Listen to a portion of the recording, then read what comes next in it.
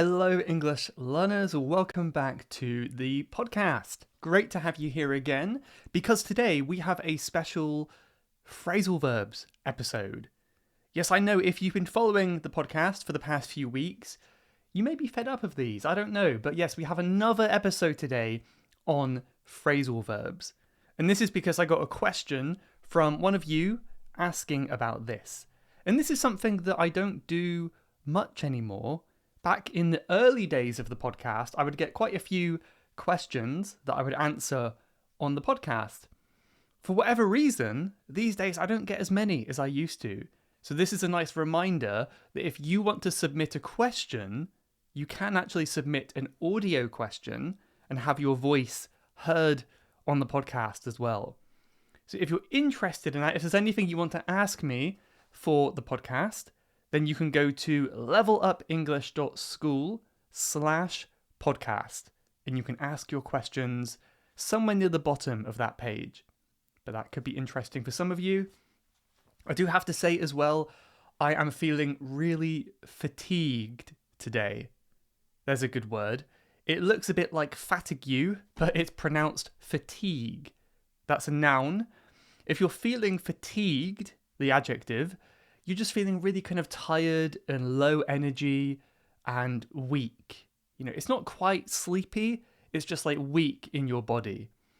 And I think the reason is because I spent the weekend in London where it was about 30 degrees, it was quite warm, and I was doing lots of walking. I was walking, you know, a big thing that I love to do in London is avoid public transport as much as I can. And actually, I quite enjoy public transport. But I think London is such an amazing city, and the more you can walk and spend less time underground in the tube, the more beautiful, amazing things that you will find. So I did see so many amazing places that I'd never seen before, but as a result of that, I spent many hours walking in the sun, and I think it really zapped my energy. So I'm sitting here in the very hot office today with some coconut water that I'll be sipping on, trying to keep me going. But mentally, I have energy, but physically, I don't. So we'll see how this goes. But okay, I think we can get right into it. So I got a question from Abdullah, and he wanted to know about phrasal verbs. So let's listen to what he had to say.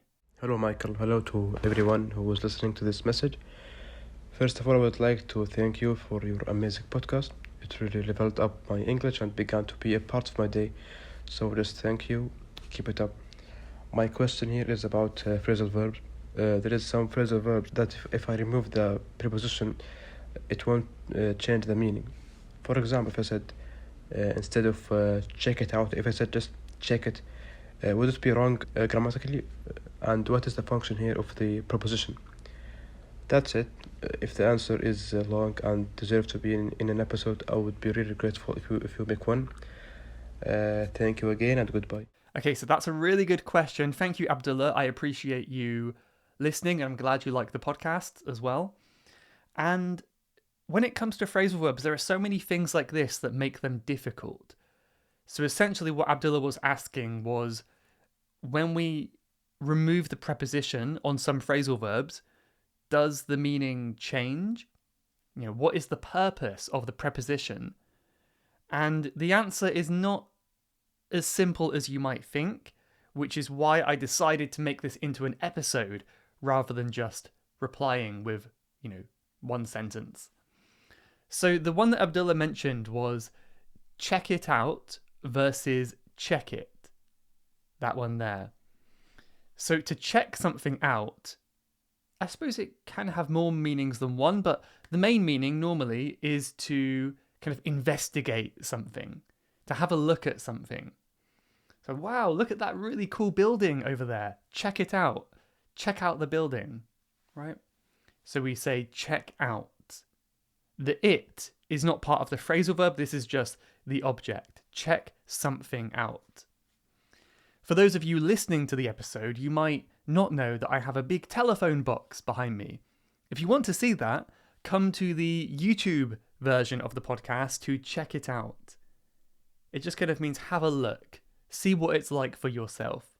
To check something without the preposition is kind of like to examine or look at something to make sure it is okay, it's acceptable.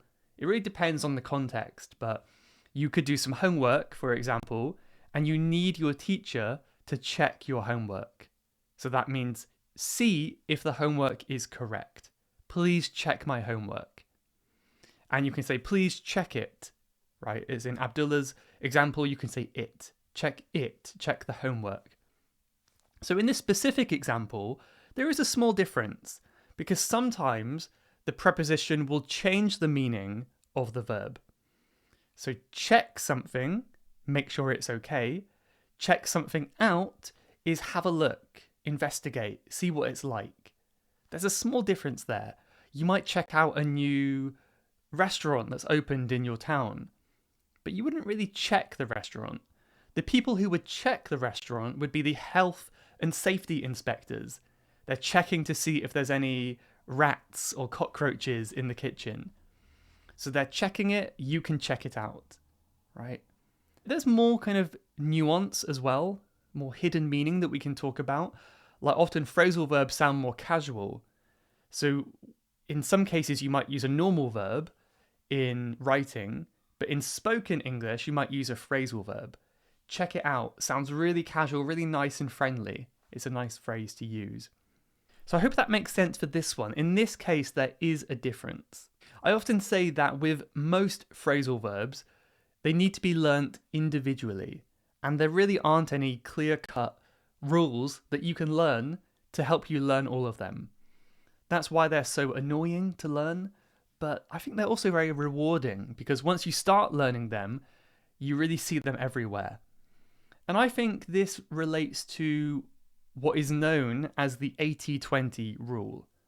80-20 rule works in many different things, but in this case, I would say if you learn 20% of the phrasal verbs, you will be fine in 80% of situations. That's obviously not exact, that's just a random number, but what I mean by that is English speakers use the same phrasal verbs again and again and again.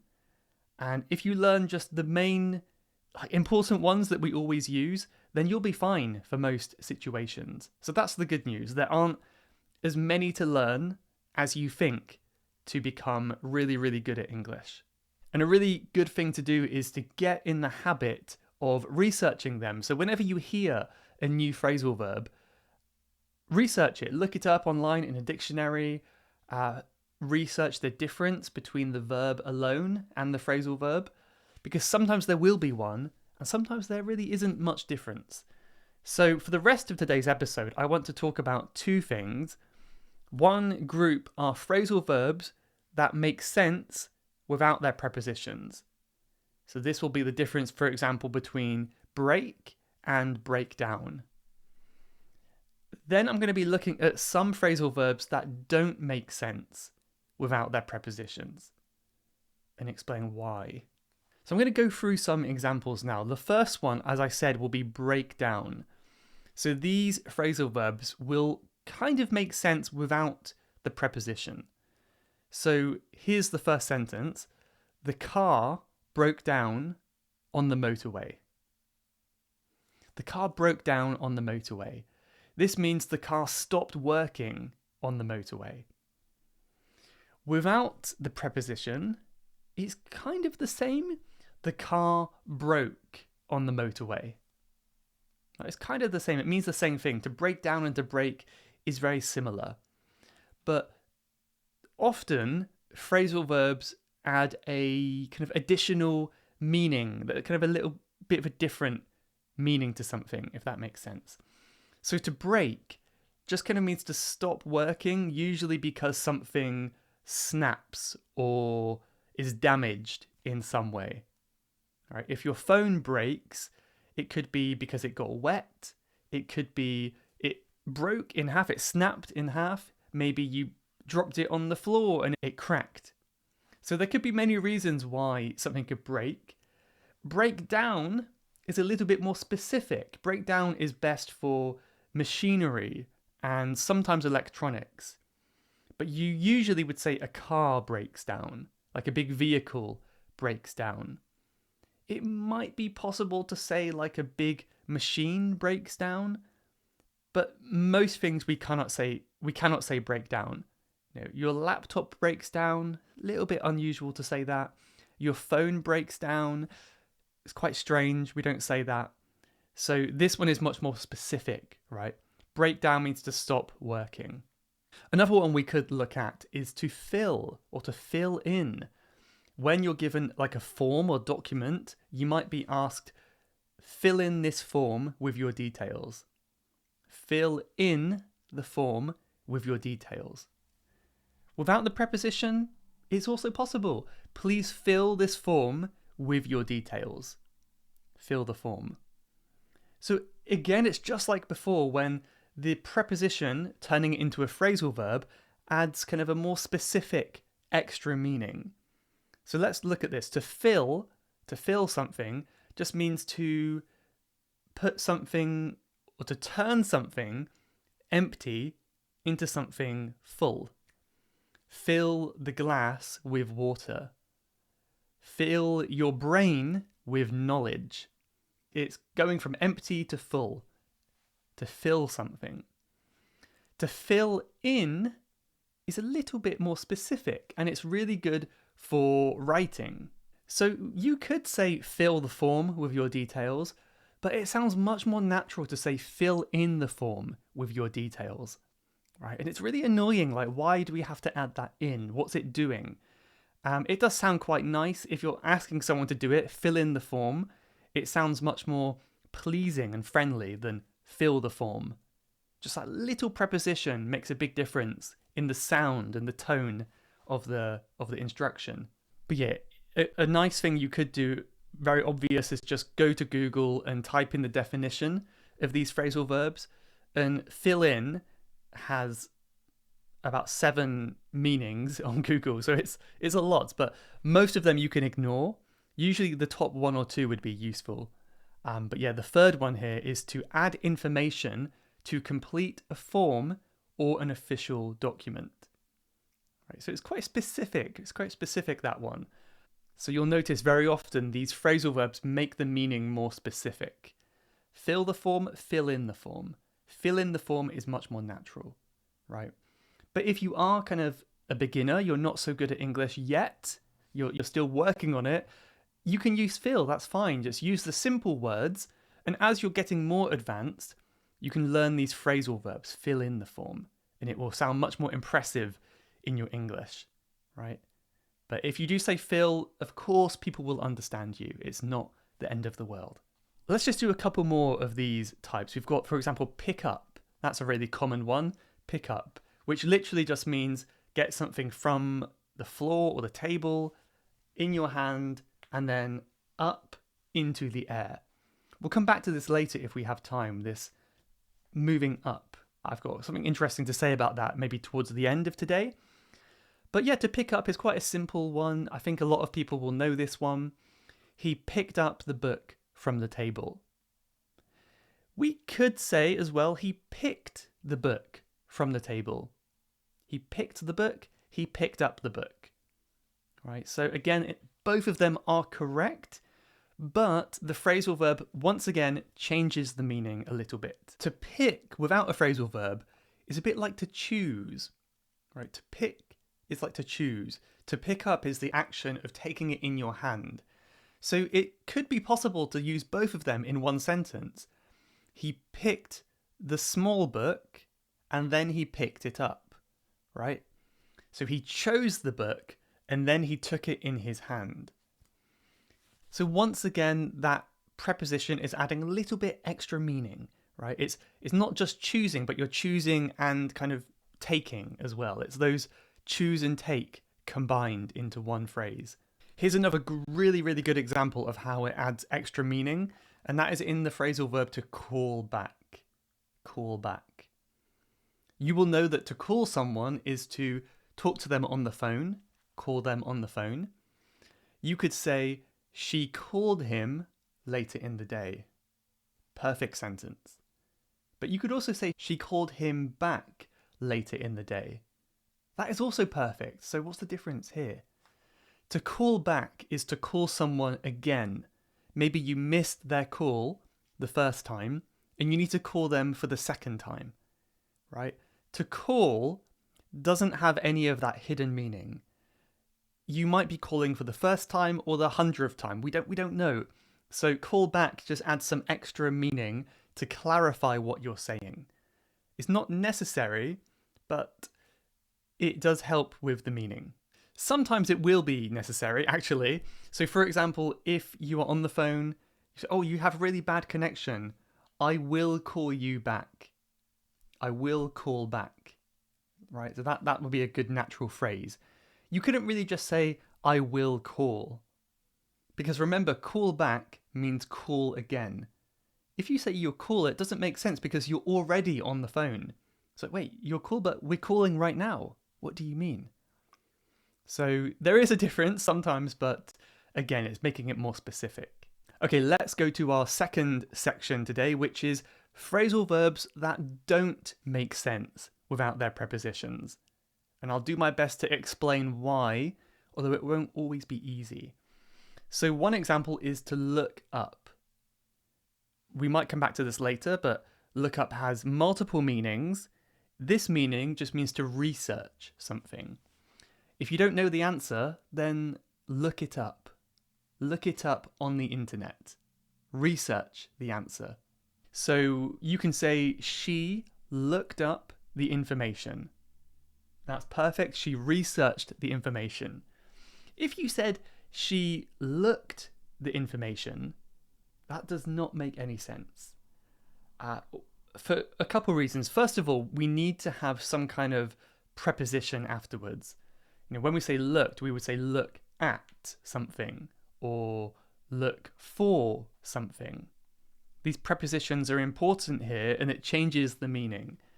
We cannot say she looked object. We need to say a preposition. But if we look at these phrasal verbs alone, the meaning is still quite different. She looked up. Looked up means research. Look just means point your eyes somewhere. So the meaning can change quite a lot in some cases. Let's do a couple more now just to give you some more examples of ones that do not work. One could be put off. To put off. Again, this has multiple meanings. Let's focus on just one today, which is to delay something, to postpone something. If I don't want to do my podcast recording today, I could put it off until tomorrow. I could delay it until tomorrow. Obviously, put is a really, really common verb, and it can have different meanings depending on the way you use it.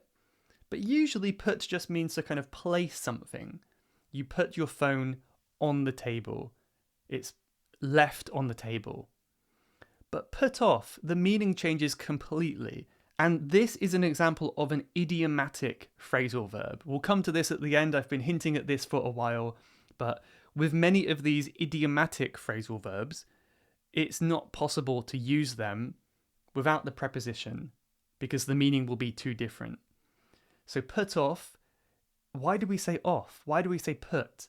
None of those words are close to the meaning of delay, right? It's a bit strange.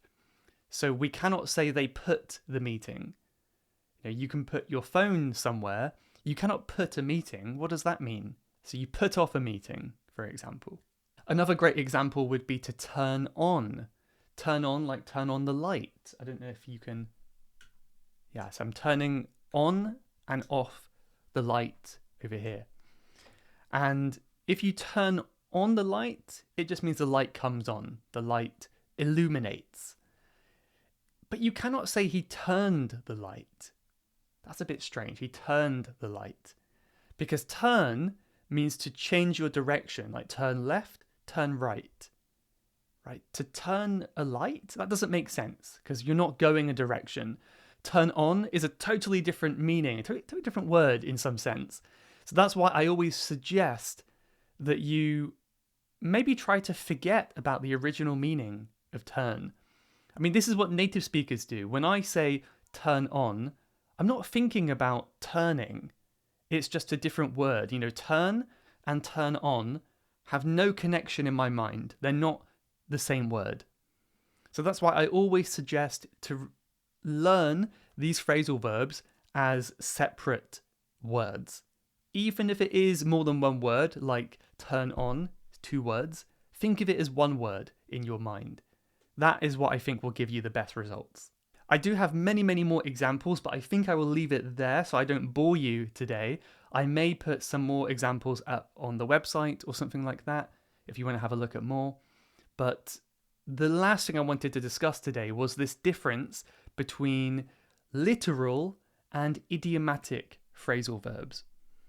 So again, there's no rule to really help, but I would say generally, idiomatic phrasal verbs are ones in which the meaning changes a lot. A literal phrasal verb is one that kind of literally talks about what it is. Like you can understand based on what it says. One example is to fall down. Even if you've never heard that before, you can probably guess the meaning because it's falling and it's going down. Right? It's very obvious why we say down. You fall down. You don't fall up, you fall down. So that one's a literal one. And with many literal ones, we can sometimes remove the preposition. He fell down. He fell. It's kind of the same in that case. He fell down, he fell. Another one is to hang up. If you're putting a picture on the wall, you hang up the picture. That is a literal one. You could also say you hang the picture. That's also fine, right? So many of these literal phrasal verbs, first of all, they're easy to understand, easier, and they can sometimes be used without the prepositions. Okay? Idiomatic phrasal verbs these are the hardest ones, and these are ones that you kind of have to learn from scratch because you cannot guess what they mean. So we had a few already, such as put off. Another one is to work out, right? To work out. When you go to the gym, you work out. You work out at the gym. It just means to exercise. I guess it kind of makes sense like work because exercise is work, right? But then why out? Are you going outside? No. So the out here has no easy to understand meaning. It's just a random word, basically. I don't know where it came from. Maybe there used to be a meaning, a reason, but these days I don't know. So workout, you have to just learn that one on its own. You can work out at the gym, but you cannot work at the gym. I mean, you can work at the gym, but that's a different meaning. It's you take your laptop to the gym and you do some work. So that's one example. A really common one is carry on as well. Carry on means continue. If someone is walking and they stop, you could say, hey, carry on. It means keep walking, continue. But this is idiomatic because why do we say carry? We're not carrying something. And why do we say on? We should say keep walking or keep going. But why do we say carry on? It really doesn't have any meaning, and it's impossible to guess the meaning if you haven't heard it before. So that's why it's idiomatic. And with, I think, basically any idiomatic phrasal verb, you have to say the preposition. Otherwise, the meaning will change so much, or it will just be incorrect. You cannot say carry walking. That doesn't make sense. Carry on walking would make sense. There are also some in between that we can call semi-idiomatic, which kind of makes sense. It's just the ones that are in the middle, right? So maybe part of it you can guess, like the verb makes sense, but then the preposition is a bit confusing. So one example is to drive off. Drive off just means to drive away, to go somewhere else in your car. So the police were trying to catch this criminal, but he drove off. Drive is literal, like drive is obvious what that means. You're driving in your car. But then why do we say off? That seems to be random. It doesn't seem to mean anything. So this is semi-literal because it's half and half, right? I'll leave that there, but hopefully that breakdown of literal and idiomatic phrasal verbs gives you some idea and maybe next time you learn a phrasal verb, you can also think whether it would be literal or not. Would it be easy to understand if you've never heard it before? You could even try it yourself, actually. Next time you come across, there's a good one there. Come across means to find. Next time you come across a phrasal verb that you don't know, try to guess the meaning before you look it up in a dictionary and see how close you were. See if you can identify if it's literal or idiomatic. There's your challenge. So I have to say, I'm very sorry that it wasn't an easy answer. Phrasal verbs are difficult and they do take time to learn, but I really hope that you can see the enjoyment in learning them. Learn one or two, use them in a conversation, and it can be really rewarding and fun to do so. So I hope you can find a fun way to keep learning. So I'll leave it there, but thank you, Abdullah, for your question. And remember, if you have a question, you can ask me as well. Let's just say a quick thank you to the country of Belgium. I want to say thanks to, I would say Nicholas, but I believe the kind of more French way would be Nicolas. Maybe no S, I'm guessing. Anyway, I'm going to go with Nicola. Nicola says, "Hello from Belgium. I started listening to these podcasts 2 months ago because my usuals were blocked for some unknown reason. Since then, it's my favourite one. I have a C1 CEFR level, but I'm very unsure of my pronunciation. I really appreciate the content. The speed and the difficulty are perfect. It's a great source of motivation for me, and I'm sure it will improve my language skills in the long term. Thanks for that, Michael." Nicola. Thank you very much. That's so kind of you. I'm really happy that you found my podcast accidentally, and I'm glad that you're sticking with me. So appreciate your review and your 5 stars. Let's end with a quick quote. I spent a while trying to find a quote that included a phrasal verb, and this one is from Mark Twain. And Mark Twain says, "The secret of getting ahead is getting started."